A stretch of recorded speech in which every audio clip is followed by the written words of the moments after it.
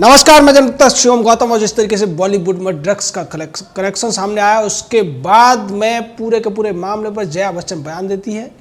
इसी कड़ी में दिया मिर्जा का नाम जब सामने आता है तो दिया मिर्जा अपनी सफाई देने भी आती है और वो कहती है कि मैंने कभी भी ड्रग्स का सेवन नहीं किया है, कभी भी ड्रग्स को नहीं खरीदा है। मेरा नाम मुझे बदनाम करने के लिए घसीटा जा रहा है और इसको लेकर मैं इन तमाम जो फ्रीविलेस रिपोर्टिंग हो रही है उसके ऊपर केस करने जा रही हूँ। इस ट्वीट को, जो कि 3 ट्वीट किए थे दिया मिर्जा ने, इसको एक ऐसा आदमी रिट्वीट करता है जिसका नाम सुनते ही आप समझ जाएंगे कि उसका इंटेंशन क्या है। जी हाँ, मैं बात कर रहा हूँ प्रपंचकारी राजदीप सरदेसाई की। ये वही राजदीप सरदेसाई है जिसने अपने टीवी चैनल का मंच मुहैया कराया था रिया चक्रवर्ती को ये कहने के लिए कि वो ड्रग्स का कभी इस्तेमाल नहीं करती है और अपना टेस्ट कराने के लिए राजी है। यानी राजदीप सरदेसाई एक पीआर एजेंसी के तौर पर काम कर रहा है, उसका चैनल आज तक पीआर एजेंसी के तौर पर काम कर रहा है और ये लोग उन लोगों को बचाना चाहते हैं जो कि ड्रग्स के इस रैकेट में सम्मिलित हैं, ड्रग्स की खरीद फरोख्त करते हैं या ड्रग्स का सेवन करते रहे हैं, जिसको लेकर आज कई बड़े बड़े नाम अब तक सामने आ चुके हैं। और इन सब नामों में जिस तरीके से दीपिका पादुकोण का नाम सुनकर लोगों को बहुत ज़्यादा हैरानी नहीं हो रही है, क्योंकि दीपिका पादुकोण इस तरीके की लाइफ स्टाइल को जीने की आदी है। और आपको याद होगा कि उसने माई लाइफ माई चॉइस करके एक वीडियो बनाया था जिसका जो मूल भाव ये था, वो ये कहना चाहती थी कि मैं चाहे कैसे भी रहूं, कपड़े पहनूं या न पहनूं, ये मेरी मर्जी है। इस तरीके की बातें करने वाली दीपिका पादुकोण का एक पुराना ट्वीट भी सामने आया है जिसमें वो अपने पति को अपना सबसे बड़ा ड्रग कहती है, यानी कि ड्रग्स का उससे कितना ज़्यादा जुड़ाव है, कितना ज़्यादा लगाव है, ये पहले ही दीपिका पादुकोण दिखा चुकी है। उसके तमाम फोटो आए हैं, तमाम जो कोक पार्टी होती है, कोको पार्टी जिनमें कोकीन परोसा जाता है, उन पार्टियों से निकलते हुए के कई सारे फोटो वीडियो सामने आ रहे हैं। और जिस तरीके से करण जौहर की पार्टी में दीपिका थी, उसके बाद भी ये पूरी तरीके से कंफर्म हो गया है। दिया मिर्जा जिस तरीके की बातें कर रही है, दरअसल दिया मिर्जा का नाम एनसीबी की उस चैट में पकड़ा गया है जो कि जया शाह ने की है और जया शाह की इस चैट के माध्यम से ही तमाम लोगों के नाम अब तक क्लियर होते जा रहे हैं। जया शाह जो क्वान कंपनी के लिए काम करती है और ये क्वान कंपनी की जो मालिकियत है वो सलमान खान तक पहुंचती है, क्योंकि इसमें बिग बैंग मीडिया विजन नाम की कंपनी इसकी मालिक है और उस कंपनी में सलमान खान यूबीटी यानी कि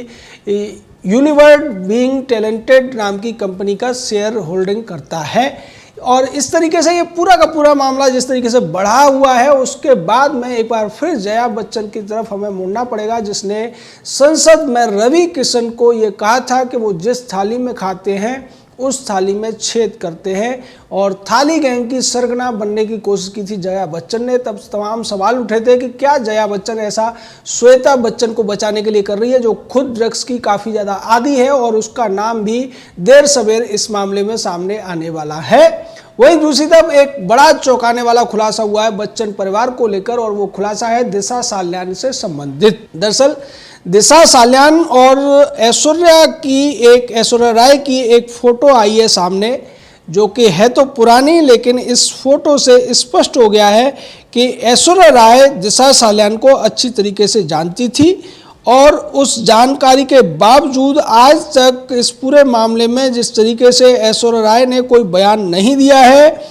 कोई भी बात नहीं बताई है, कुछ भी नहीं कहा है इस मामले को लेकर, वो बहुत ज़्यादा चौंकाने वाला है। ऐश्वर्या राय ने अभी तक दिशा साल्यान को लेकर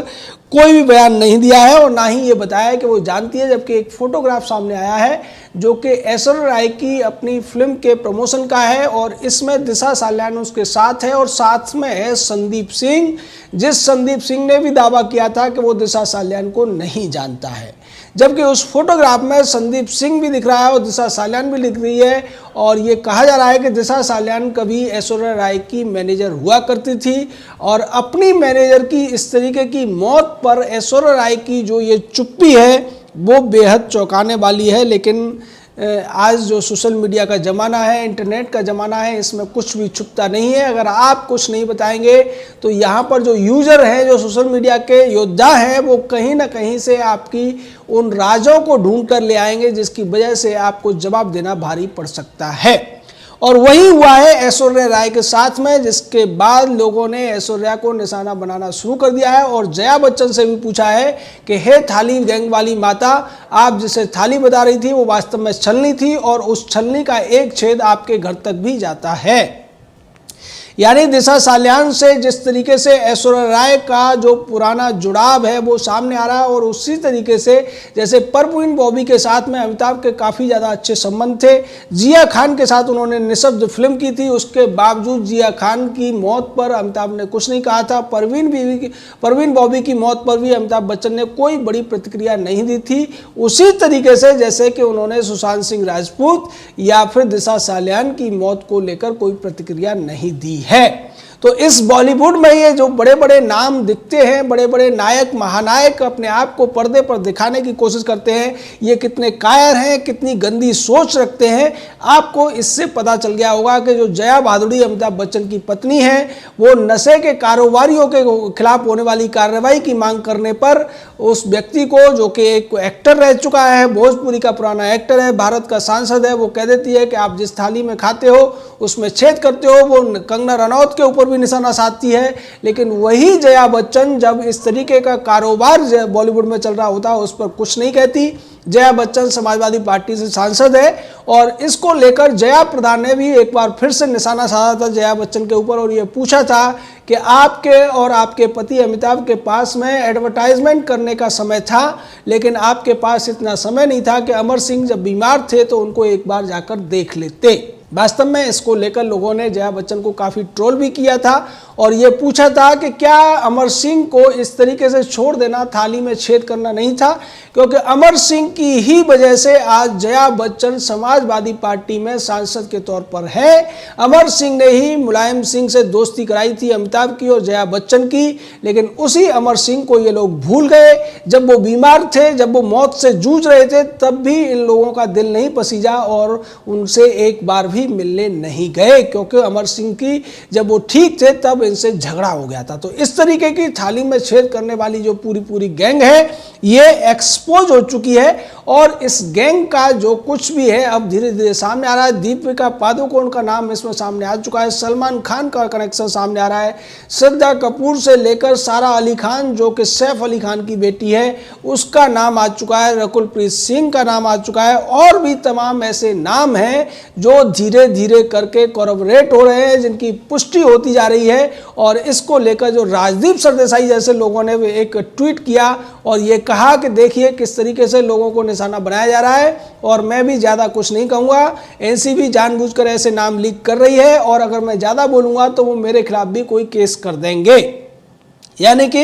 राजदीप सरदेसाई को ये लगता है कि ये जो नाम आ रहे हैं वो जानबूझ के बनाए जा रहे हैं और इन नामों का इस पूरे मामले से कुछ लेना देना नहीं है। ऐसा लगता है कि राजदीप सरदेसाई पत्रकार रूपी प्रपंचकार होने के साथ साथ अब हो सकता है वो न्यायाधीश भी बन गया है और मामलों का निर्णय भी करने लगा है। जैसे रवीश कुमार किया करता था कि वो सिरे से ही किसी चीज़ को गलत या सही बता देता था और उसके बाद अगर उसके पक्ष में आप नहीं बोलेंगे तो सीधे तौर पर वो आपको खारिज कर देता है। उसी तरीके से राजदीप सरदेसाई, हालांकि रवीश कुमार का सीनियर रहा है एनडीटीवी में, लेकिन आज की डेट में जिस तरीके से इसकी दुकान फीकी चल रही है ऐसा लगता है कि अब राजदीप सरदेसाई रवीश कुमार से सीख रहा है और इसी वजह से वो दिया मिर्जा का समर्थन करता हुआ दिखाई दे रहा है। दूसरे एनसीबी के ऊपर ही निशाना साधते हुए भी दिखाई दे रहा है, सवाल उठाते हुए दिखाई दे रहा है, क्योंकि उसे लगता है कि दीपिका पादुकोण का नाम आना, अनुराग कश्यप के ऊपर सवाल उठना और सलमान खान के सवाल उठना ये सीधे तौर पर इसके गिरोह के खिलाफ एक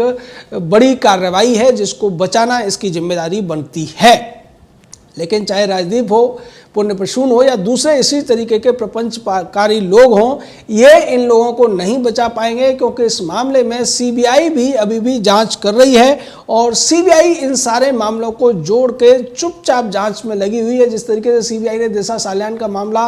बारीकी से निरीक्षण किया है और रोहन राय नाम का उसका जो लिव इन पार्टनर था, जो उसका मंगेतर था, उसकी तलाश अभी जारी है और रोहन राय के सामने आने के बाद में उन तमाम लोगों के नाम भी सामने आएंगे जिनको बचाने की कोशिश सतीश महाशिंदे या राजदीप सरदेसाई जैसे लोगों ने की थी शुरुआत में, और उस नेता का नाम भी खुलेगा जिसको लेकर नीतीश राणे ने कहा था कि बेबी पेंगुइन है वो, और अगर वो बेबी पेंगुइन है तो निश्चित तौर पर उद्धव ठाकरे की सरकार पर बहुत बड़ा संकट पैदा होने वाला है, क्योंकि उद्धव ठाकरे मुख्यमंत्री हैं और उनके बेटे ने जिस तरीके से पूरे के पूरे मामले में पुलिस को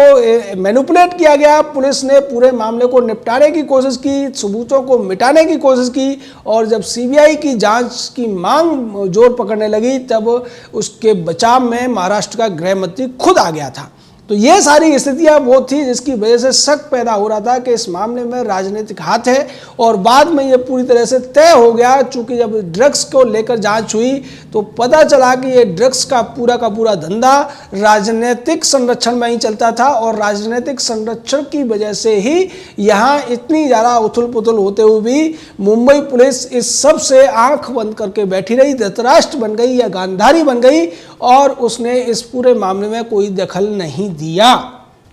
जिसका नतीजा ये है कि ये नशेड़ी गंजेड़ी अफीमची चर्सियों का गैंग खुलेआम इस तरीके के कृत्य कर रहा था। लाखों करोड़ रुपए के ड्रग्स खरीदे जा रहे थे, और उसके रास्ते में कई जिंदगियों को भी मौत के घाट उतारा जा रहा था। ये सबसे घिनौना चेहरा था इस पूरे के पूरे ड्रग्स एंगल का। और जैसा कि एनसीबी की जांच में सामने आया कि इसके तार पाकिस्तान से भी जुड़ते हुए नजर आ रहे हैं, दुबई से भी जुड़ते हुए नजर आ रहे हैं। इन लोगों के लिए पैसा या ड्रग्स ही सब कुछ है, देश और समाज से इनका कोई लेना देना नहीं है। और ऐसे लोगों की वकालत करती है थाली गैंग की सरगना जया बच्चन, जिसके तार आज खुद इस केस में जिसके दामन पर दाग लगते हुए नजर आ रहे हैं। चूंकि ऐश्वर्या राय का अगर साल्यान के साथ में संबंध रहा है, उसके बावजूद ये लोग उसकी मौत पर कुछ नहीं कहते हैं, अपने आप को देश का बड़ा नामी गिरामी परिवार बताते हैं, उसके बावजूद ये एक भी सवाल नहीं उठाते हैं कि इस तरीके से पुलिस लीपापोती क्यों कर रही है।